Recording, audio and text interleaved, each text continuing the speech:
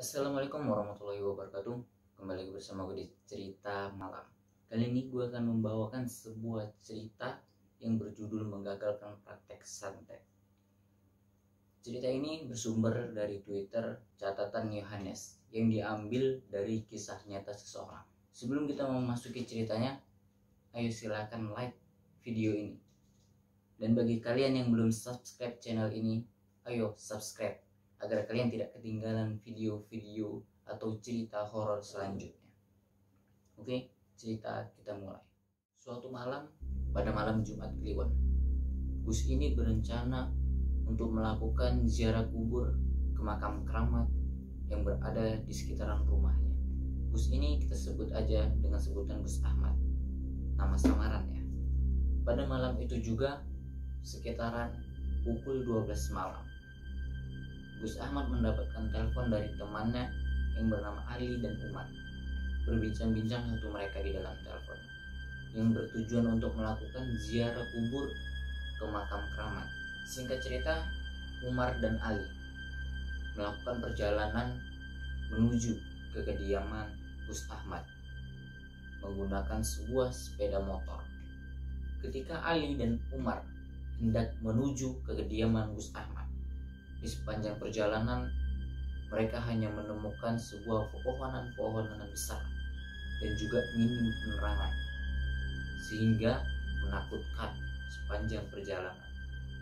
Tapi sepanjang perjalanan menuju ke kediaman Gus Ahmad, mereka tidak menemukan gangguan apapun.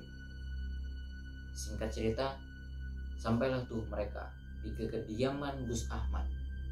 Bersiap-siaplah tuh mereka membawa surat Yasin dan tasbih untuk mereka gunakan di makam tersebut. Kemudian jalanlah tuh mereka dari rumah Gus Ahmad menuju makam keramat yang disebut dengan Bujuk Melas. Melas sendiri dalam bahasa Indonesia artinya adalah susah. Kenapa beliau disebut dengan nama tersebut? Karena sepanjang hidupnya harta yang beliau miliki diamalkan, diberikan kepada semua orang yang membutuhkan, sehingga untuk dirinya sendiri pun dia merasa kekurangan. Sesampainya di makam Bujuk Melas tersebut, mereka carilah tuh makam tersebut satu persatu, mereka cari. Namun keanehan baru saja dimulai. Ketika mereka mencari makam tersebut, mereka tidak menemukan makam tersebut. Ya, makam tersebut menghilang begitu saja. Padahal Ali sebelumnya pernah melakukan ziarah ke kubur tersebut, dan Ali masih mengingat makam tersebut. Ali berkata kepada Gus Ahmad, "Gus, makamnya kok nggak ada? Coba kamu ingat-ingat kembali," kata Gus Ahmad sambil menenangkan Ali. Di sini Ali masih terus mengingat-ingat keberadaan makam tersebut. "Seingatku di sini, Gus, di sini terdapat 2 makam. Yang satunya makam Bujuk Melas dan yang satunya lagi makam santrinya." Sambil terus mengingat-ingat keberadaan makam tersebut, Ali mencari.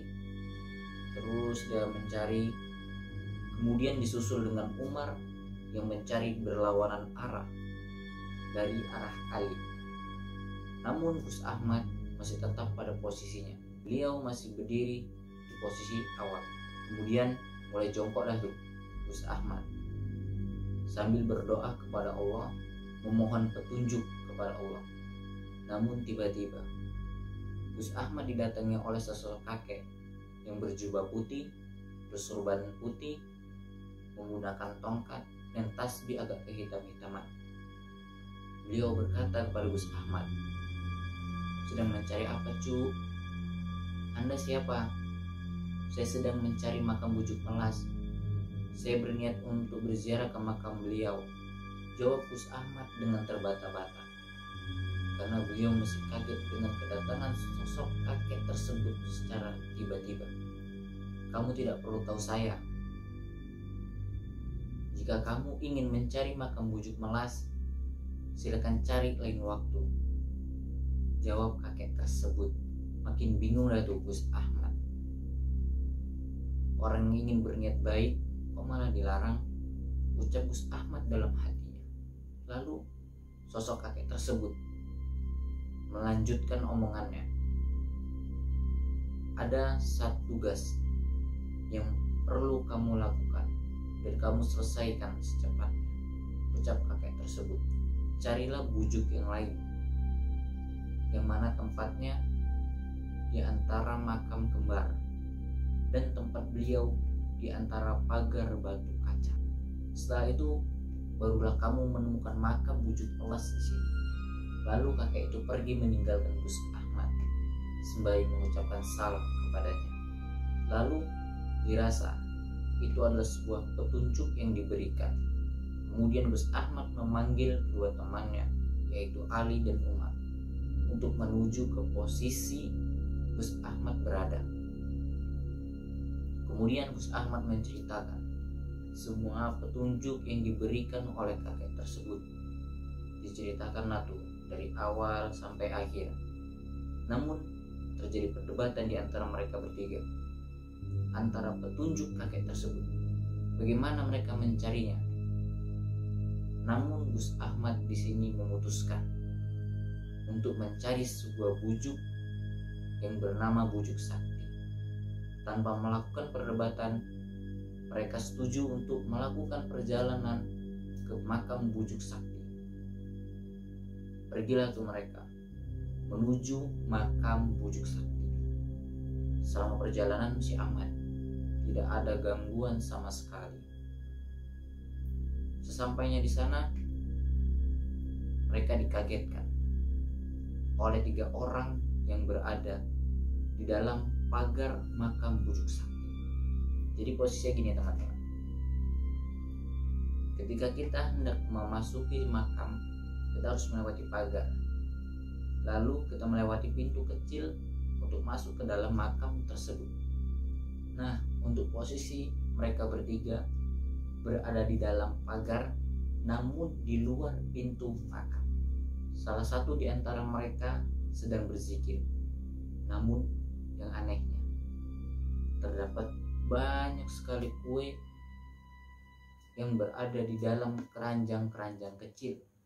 Tidak memikirkan hal tersebut, kami langsung masuk satu persatu, yang diawali oleh Gus Ahmad sembari mengucap salam assalamualaikum dan menjulurkan tangan kepada mereka.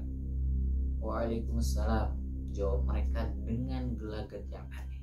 Masih berpikir positif lah tuh mereka. Kemudian Gus Ahmad meminta izin untuk melakukan ziarah ke dalam makam kepada mereka. Sembari meminta izin, Umar dan Ali menyiapkan sebuah penerangan yang mereka gunakan untuk bisa membaca surat Yasin di dalam. Jangan dihidupi mas, kata seseorang yang berada di dekat pagar. Lah, kenapa pak? Ucap Umar dengan tegas. Ya nggak apa-apa sih, ya sudah hidupkan saja mas, ucap pria tersebut. Kemudian Gus Ahmad meminta Umar untuk mematikan penerangan. Tanpa menyalakan lampu, Gus Ahmad, Ali dan Umar masuk ke dalam. Kami permisi dulu ya pak, masuk, ucap Gus Ahmad kepada mereka. Ketika sudah sampai di dalam, Gus Ahmad duduk di posisi pojok paling kanan, diikuti dengan Ali di tengah dan Umar yang berada di pojok kiri. Gus Ahmad mulai membaca sanad, membaca bermacam-macam tahlil dan melanjutkannya dengan doa dan diakhiri dengan surat Al-Fatihah. Setelah berdoa, biasanya mereka melakukan semedi sendiri-sendiri, dan sampai di sini mereka masih belum menemukan keanehan-keanehan dan gangguan-gangguan. Mulailah tuh mereka melakukan semedi. Hening, sepi, ditelan kesunyian. Tiba-tiba Gus Ahmad terbangun dari semedinya karena mendengar seseorang. Namun Ali dan Umar masih terfokus pada semedinya. Dalam bangunnya, Gus Ahmad melihat ke arah pojok yang ada di depannya. terdapat sajen, satu buah gelas berwarna merah. Kalian mau tahu itu apa? Ya, itu darah. Lalu ada satu gelas berisi kopi, satu gelas berisi air bunga, satu gelas berisikan air putih, rokok, macam-macam kue, nasi dan telur. Kemudian terdapat 7 buah tusuk sate dan terdapat juga satu buah foto hasil screenshot dari salah satu aplikasi yang berada di dalam handphone. Aneh, kenapa harus ada foto di dalam sajian tersebut? Ucap Gus Ahmad dalam hati. Menurut Gus Ahmad, jika hanya sesajen, baginya tidak apa-apa, karena menghargai adat istiadat daerah tersebut. Namun yang menjadi keanehan, kenapa harus terdapat sebuah foto di situ? Gus Ahmad bingung antara mengambil foto tersebut atau membiarkan begitu saja. Setelah berpikir cukup lama, Gus Ahmad memberanikan diri untuk mengambil foto tersebut, kemudian dimasukkan ke dalam kantongnya. Dan Gus Ahmad merusak beberapa tatanan yang berada di dalam sajian tersebut. Kemudian Gus Ahmad membangunkan Ali dan Umar. Ali, Umar, ayo bangun, ayo cepat-cepat kita pergi, kata Gus Ahmad ucap kepada mereka. Seakan-akan Gus Ahmad memaksa mereka untuk cepat-cepat pulang. Namun saat akan keluar, mereka dihalangi oleh satu orang yang berada di dekat gerbang. Entah tahu atau tidak, yang dilakukan oleh Gus Ahmad, sepertinya orang tersebut mengetahui apa yang dilakukan oleh Gus Ahmad tadi. Pria tersebut menghalangi langkah kami. Namun Gus Ahmad dan Ali melewati dia dengan permisi. Namun Ali masih dihalangi sampai mereka bertatap-tatapan. Saya mau pulang, permisi, kata Ali dengan tegas. Orang itu pun membiarkan Ali pergi. Namun tatapannya terus menyorot Ali kemanapun ia melangkah. Kemudian Ali, Umar, dan Gus Ahmad langsung pergi meninggalkan makam tersebut. Tiba-tiba foto itu bergerak. Gus Ahmad langsung berkata kepada Ali dan Umar, fotonya bergerak. Sedikit membaca ruqyah, foto tersebut pun berhenti. Namun foto tersebut hanya diam sesaat. Foto itu kembali bergerak dan Gus Ahmad kembali membaca ruqyah. Selama perjalanan, Gus Ahmad membaca berulang ruqyah tersebut. Sesampainya di rumah, Gus Ahmad memberikan wejangan kepada Ali dan Umar sambil mereka bercerita. Lalu Gus Ahmad mengeluarkan foto tersebut dan memberikannya kepada Ali dan Umar. Ini orangnya, dilihatlah tuh fotonya sama Ali dan Umar. Kata Umar, ini santet Gus. Yaudah sini biar saya bakar, ucap Gus Ahmad sambil membawa korek api. Namun saat foto itu dibakar, apinya selalu saja padam. Jadi menurut informasi yang diberikan, foto tersebut hanya berukuran 4x6, kecil tapi sangat sulit untuk dibakar. Gus Ahmad masih terus mencoba membakar foto tersebut, namun hasilnya tetap sama, tidak bisa.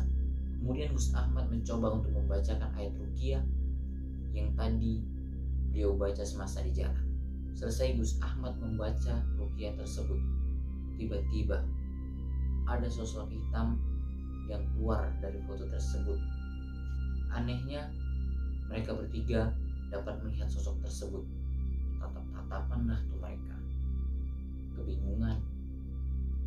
Kenapa mereka bertiga bisa melihat sosok tersebut?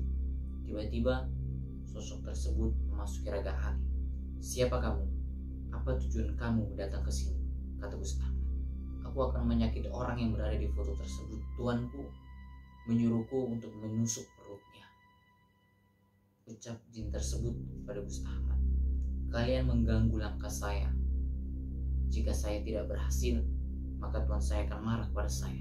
Tiba-tiba sosok tersebut mencekik leher Ali, yang itu membuat Gus Ahmad sangat marah karena sosok tersebut menyakiti sahabatnya. Kemudian Gus Ahmad langsung membaca ayat pembakar jin, dan jin tersebut pun merasa kepanasan dan memohon ampun kepada Gus Ahmad. Beberapa negosiasi pun mereka lakukan. Singkat cerita, Gus Ahmad berhasil mengeluarkan sosok tersebut dari tubuhnya Ali. Namun gangguan tidak hanya di situ. Tiba-tiba Ali merasakan sakit seperti ditusuk-tusuk di dalam perutnya. Tampak ada sosok lain yang memasuki tubuh Ali yang dikirim oleh dukun santet tersebut. Menangis kesakitan datuk si Ali. Saking sakitnya dia tergeletak karena tidak mampu menahan rasa sakit. Kemudian Gus Ahmad menyuruh Umar untuk mengambil segelas air. Tapi tiba-tiba ketika Umar mengambil segelas air tersebut, Gus Ahmad juga merasakan sakit seperti ditusuk-tusuk hingga ke punggungnya. Kemudian datanglah Umar membawa segelas air. Dibacakanlah tuh sama Gus Ahmad ayat-ayat ruqyah dan doa-doa. Setelah selesai, Gus Ahmad langsung meminumnya. Setelah merasa agak mendingan, tenang, rasa sakit sudah tidak terasa, kemudian Gus Ahmad memberikannya kepada Ali. Setelah Ali meminum air tersebut, gangguan tidak hanya sampai di situ. Tiba-tiba ada sesosok yang memasuki tubuh Ali, tertawa terus lama di dalam tubuhnya karena merasa tidak mendapatkan informasi dari sosok tersebut. Gus Ahmad mengeluarkan paksa sosok tersebut dari tubuh Ali. Setelah ngobrol sampai subuh, sholat subuh lah tuh mereka sampai selesai. Setelah selesai, Umar dan Ali permisi untuk pulang. Kejadian itu tidak berhenti begitu saja. Mereka masih diganggu oleh sesosok yang berada di dekat rumah mereka yang dikirimi oleh dukun tersebut. Kejadian itu tidak berhenti begitu saja. Mereka masih terus diganggu oleh sesosok yang datang ke rumah mereka. Ali masih merasakan sakit di daerah perutnya, sedangkan Umar merasakan sakit di daerah kepalanya. Dia sering merasakan pusing di dahinya. Hingga detik ini mereka masih terus diganggu. Namun Gus Ahmad berkata kepada mereka, bagaimanapun kebaikan tidak akan pernah berjalan dengan lancar. Perjalanan kebaikan pasti selalu banyak sekali lika-likunya. Beberapa nasihat disampaikan oleh Gus Ahmad agar Umar dan Ali terus berbuat kebaikan. Pesan dari cerita ini, jangan bosan-bosan untuk berbuat kebaikan. Jangan lupa untuk berdoa dan jangan lupa untuk terus mendirikan sholat. Semoga kita diberikan lindungan oleh Allah Subhanahu wa Ta'ala. Beberapa nasihat juga disampaikan oleh Gus Ahmad kepada Ali dan Umar agar mereka semangat menjalani kehidupan mereka dan bersemangat untuk berbuat kebaikan. Dan sampai detik ini mereka menyerahkan segala urusan mereka kepada Allah Subhanahu wa Ta'ala. Oleh karenanya, nama dan tempat kami samarkan agar pemilik cerita merasa terlindungi privasinya. Oke, sekian cerita dari saya. Apabila ada kesamaan nama dan kesamaan tempat, saya memohon maaf atas kesalahan-kesalahan saya. Saya ucapkan terima kasih. Assalamualaikum warahmatullahi wabarakatuh.